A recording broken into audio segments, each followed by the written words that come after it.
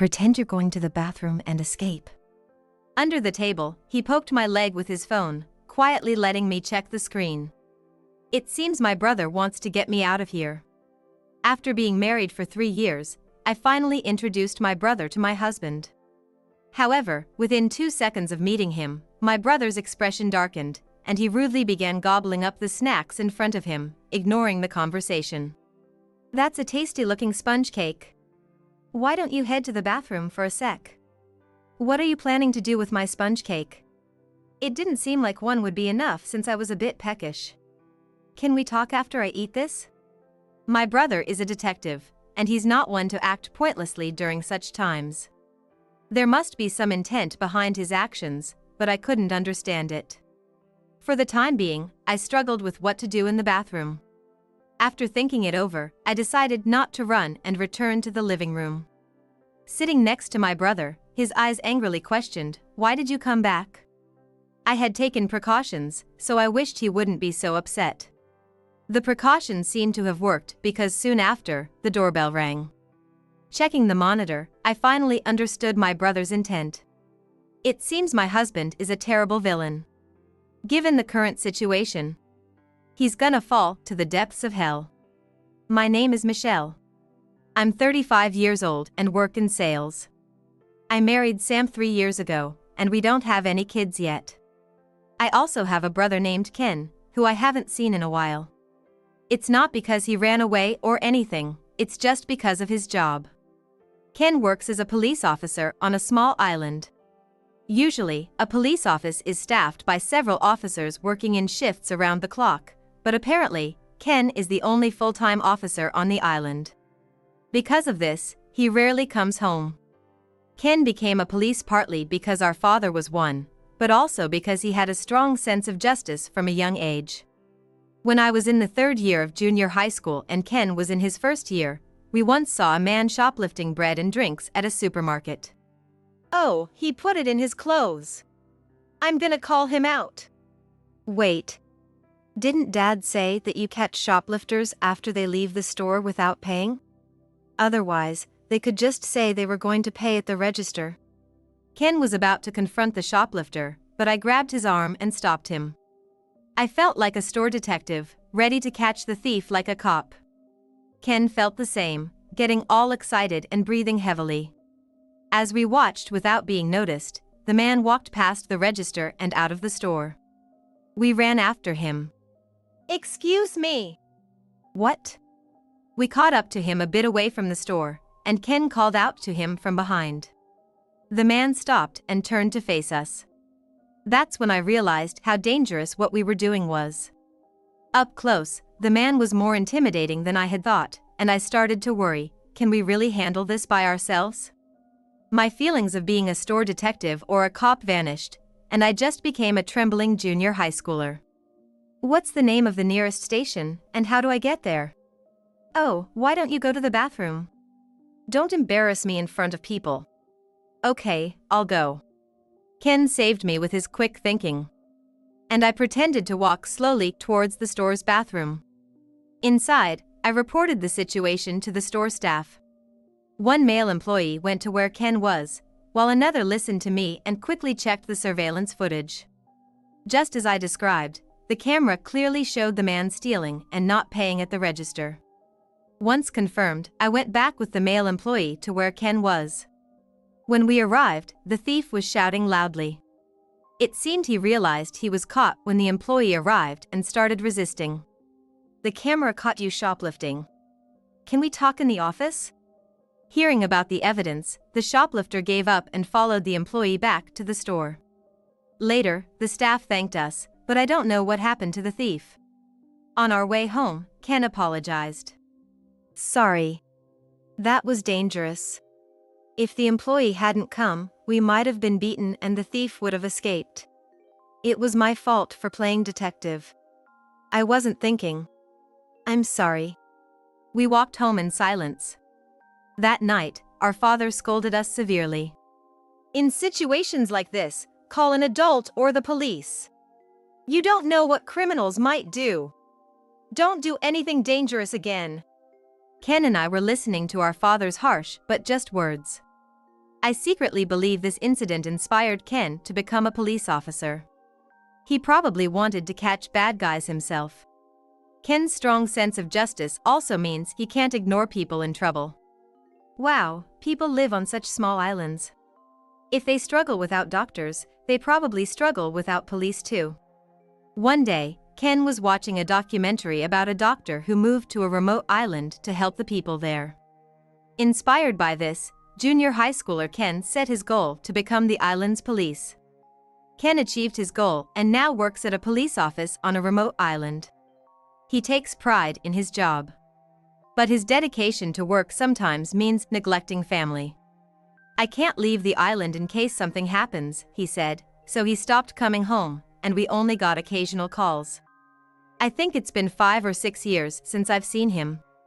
However, my parents and I are proud of him working for others, so we accept it. I just wished he could have come to my wedding. I got married 3 years ago. It was an ordinary meeting through mutual friends. But my husband is serious and an excellent salesperson. He's already being given significant responsibilities and is expected to have a bright future. I also work in sales, but I'm nowhere near as good as him. I wanted to brag to Ken about my wonderful husband, but since he couldn't come to the wedding, I just sent him photos. Normally, I'd be mad at Ken for missing my wedding, but he had a good reason. The day before the wedding, a drunken assault suspect fled to the island where Ken works. So, he couldn't leave the island. Later, the suspect was caught and Ken called to apologize. "I'm sorry. I was gonna come, but I just couldn't leave the island." "It's okay. You don't come home often, but you'll visit eventually, right? I'll introduce you to my husband then. Or maybe we could visit you on the island." "Oh, please don't. I don't want to interrupt your newlywed life, and if you bring him here, he might complain about how remote this place is." He wouldn't say that. In the end, Ken refused my offer to visit, and we agreed that he would meet my husband sometime. I decided to enjoy my newlywed life, taking Ken's words to heart. However, married life gradually turned out to be different from what I had imagined. When I started living with my husband, I expected a sweet newlywed life. But my husband prioritized work, and our life was different from what I had imagined. "I'll go to bed first. Good night." Leaving my husband reading in the living room, I went to the bedroom alone. After coming home, my husband ate dinner, took a shower, and then worked on reports or read business books until late at night. During these times, he had an aura that said, "Don't talk to me." It was like an invisible wall surrounded him. On weekends, he would go out for dinner with clients or play futsal or golf early in the morning. When he went fishing, he'd leave early in the morning and come back late at night. Meeting people outside work helps build trust quickly. You should do it too, since you're in sales. The trick is not to talk about work. I understood that my husband's success at work was due to his efforts. He worked and studied late into the night, even using holidays to work. During long holidays, he was happy to have uninterrupted study time. Because of this, I wanted to visit my family with him, but we couldn't go at all. Working hard is good. I've heard about wives who struggle because their husbands don't work. Compared to their problems, my issue of my husband being too focused on work seems luxurious. But as a newlywed, I wanted him to spend a little more time with me. Since we're married, I want kids, but my husband says it would affect his work, so we still use contraception. When I bring up kids, he makes it seem like I'm needy and begging. Also, because he's always tired from work, he's very mechanical and brief when we're intimate. I often wonder, looking at my ring, are we really married? My husband seems to be the type who doesn't care for his wife after marriage. Before marriage, I thought he was kind, but my impression changed significantly after we got married.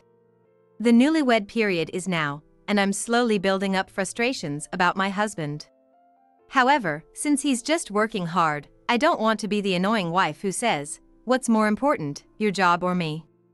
So, I subtly tried to check if he still cared about me. "There's been some groping incidents around here. Should I be careful on my way home?" "You're over 30, so you don't need to worry." His words made me anxious. I decided to be more straightforward about my feelings. You always work even when you get home. Won't your body give out? Sometimes, I think we should have more of a married life since we're newlyweds. I'm in my mid-30s and will be in my 40s soon. Now's the time to push myself at work. I will definitely become the head of sales. I want to lead the sales department and make it thrive, not just be a cog in the machine. Sales is directly tied to the company's profits, but sometimes it's seen as a job anyone can do. Sure, engineers, lawyers, and doctors do specialized jobs, but I hate that sales are looked down upon. My usually quiet husband became talkative. It seemed we were on different levels in our work. I couldn't argue, so I started to think that supporting my husband was the right thing to do. At home, I stopped talking to him to help him focus. When he left early for fishing or golf, I woke up at 4 a.m. to make breakfast and prepare. After a year of supporting his work, this is the result. Hey, is dinner ready? Make sure it's ready when I get home. Sorry, I got home a bit late from work today. You don't do important work. You're late because you're not good enough. Try harder. It's just a busy season. People who can't do their job always blame others. If work is making it hard for you to do housework, then quit. We don't have kids yet, so my income alone is enough to support us. My husband had become very domineering. He would get angry if dinner wasn't ready when he got home. If I took a shower or went to bed before he got home, he would get angry. No matter how early he got up for fishing or golf, if I didn't get up first to make breakfast, he would get angry. He looks down on me, saying, "You're not good at your job," even though he's not my boss and has never seen my work. Sure, compared to my talented and hardworking husband, I might not be as good at my job. But I think I'm doing my best and have average abilities. If you want to argue, show results at work. When he said this, I started feeling inferior to him and couldn't say anything back. If anyone saw my pitiful state, they'd probably say, "This is abuse. You should stand up for yourself." Or, "I couldn't endure this," and would get a divorce. But my husband isn't always cruel. He can be kind too. Welcome home. You're back early today. Yeah. Today's fishing trip wasn't too far. Look, I caught a rockfish. You haven't started dinner yet, right? I'll do it. You should rest for a change. My husband opened the fridge to check what he could cook besides fish. Tonight, I just had to sit on the sofa and wait for dinner to be ready. Sometimes, when he does these kind things, I can't bring myself to hate him. Watching my husband in his kind mode, I thought, he's just strict about work. And it's weird for me to complain when he's just working hard. A year passed, and our second year of marriage ended. We entered our third year of married life. One day, when my husband went out as usual and I was alone at home, I sat on the sofa and reflected on our 2 years and a bit of marriage. Strangely, I had no memories. All I could think of was myself working while doing housework for my husband. As good memories, I can barely recall our wedding, honeymoon, and my excitement when we moved into this house and started our newlywed life. Despite my growing dissatisfaction with my husband, I thought, this is unavoidable and I should endure it, covering up the unpleasantness. Realizing this, I became disenchanted with my husband. But since we were married, it wasn't a simple goodbye. I decided not to rush to a conclusion and to start by facing my feelings and my husband. I began to seriously think about the future, feeling like I was coming back to myself. The next day, out of the blue, my brother Ken called me after a long time. "Ken, long time no see. It's been like 100 years. It's been a bit over 2 years. Actually, I'm coming back home." Coming back? Leaving the island? Yeah. A new officer is coming, so I'm coming back. Also, I'm moving from the regional section to the detective division. Really? So, you'll be a detective like Dad? Well, I'll probably start with a lot of menial tasks. And since I'm coming back, introduce me to your husband. My husband. Right. As I was thinking about my husband, my mixed feelings spilled over the phone. Not right away. I'll be busy with work for a while after I get back, so it'll be a bit later. That's not the issue. What's wrong? Did something happen? I explained to Ken about my 2 years of married life, confirming my current situation and feelings.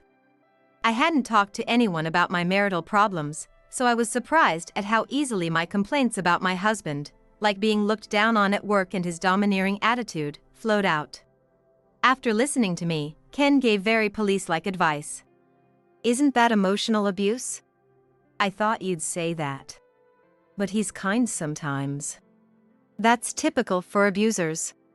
They use a mix of kindness and cruelty to control their victims. But every time Ken gave advice, I countered with but. I was probably already in the brainwashed state Ken mentioned. Even understanding that, my buts wouldn't stop.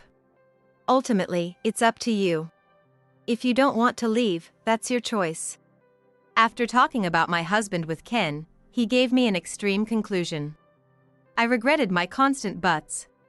But thinking it over, I realized I didn't need to decide everything right now. Meet my husband once. Then we can talk again. Got it. Ken replied a bit reluctantly. I felt bad for being such a troublesome sister. That night, I told my husband about Ken coming over. My brother's coming over soon. We've been married for 3 years, but they've never met. Your brother's a cop like your dad, right? Yes. And he's about to become a detective. Is it okay if he comes here? Or would you prefer to meet outside? No, home is fine. When's he coming? He said he'd be busy for a while after he gets back, so probably over a month from now. My husband seemed nervous about meeting Ken for the first time. I also felt a bit nervous, like during our wedding greetings. A month later, Ken came over. This is my husband, Sam. Nice to meet you. Nice to meet you too. Sorry for the late introduction. I led Ken to the living room, and my husband stood up from the sofa to greet him. Ken's expression darkened when he saw Sam and froze for a moment. I panicked, thinking Ken judged Sam as a bad guy in 2 seconds. But another 2 seconds later, Ken's expression was filled with the same sense of justice he had when he confronted the shoplifter in junior high school. Despite my concern about Ken's reaction, I guided him to the living room table. Ken sat next to me, with Sam across from us. I had prepared coffee and snacks for everyone. That sponge cake looks delicious. Why don't you go to the bathroom for a bit? What are you planning to do with my sponge cake? One won't be enough since I'm a bit peckish. Can we talk after I eat this? Sorry. He loves sponge cake.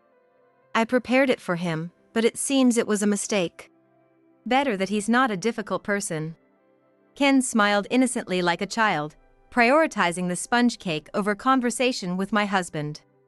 I thought it was rude to act like this, even if the other person was family. But I also wondered, Ken wasn't this impolite. There must have been some intent behind Ken's words. But as I couldn't understand it, I tilted my head more and more. Ken glanced at me and quickly typed a message on his phone under the table. When he finished, he poked my leg with his phone to show me the message secretly. Pretend you're going to the bathroom and escape. It seemed Ken wanted me to leave.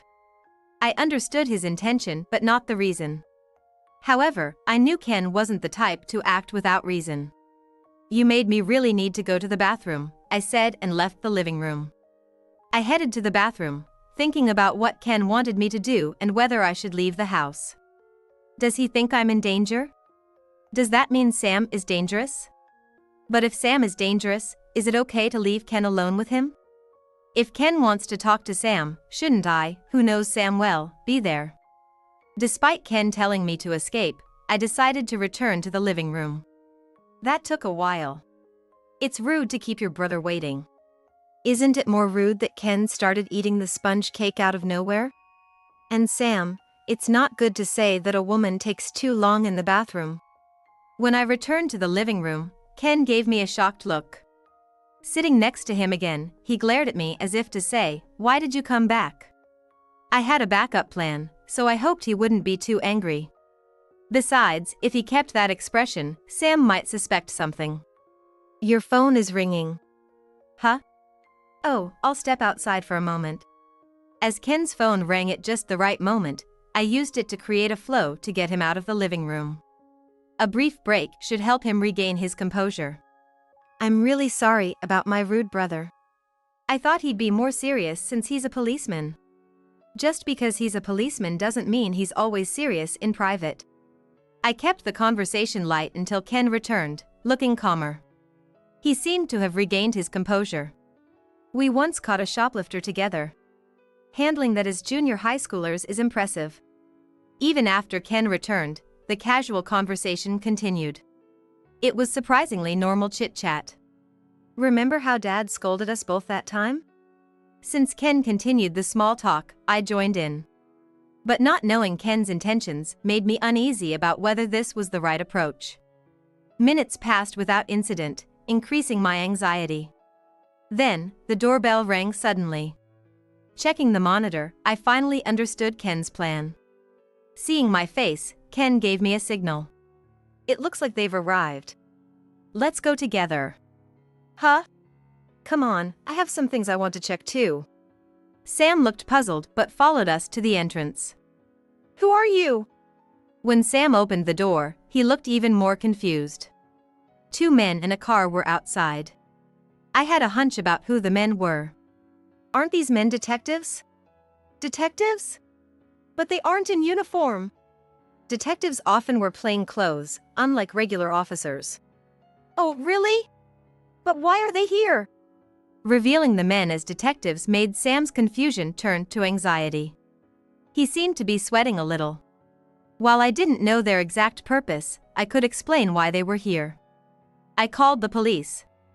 Ken told me to pretend to go to the bathroom and escape, so I thought it was an emergency. I was surprised when you came back. I was planning to talk to Sam after you left. He might have gotten violent. How could I read that much into pretend to go to the bathroom and escape? That's why I called the police.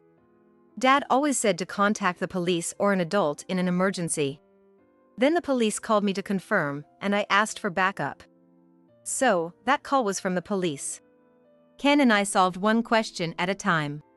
But the biggest question remained. Just as I was about to ask, Sam, who felt left out, interrupted. Don't just agree among yourselves. How did you know I was a criminal?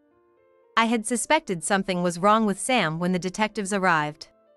But the question was, what did he do? I stayed silent to hear Ken and Sam's conversation. I recently returned to this area, so I'm catching up on the local cases.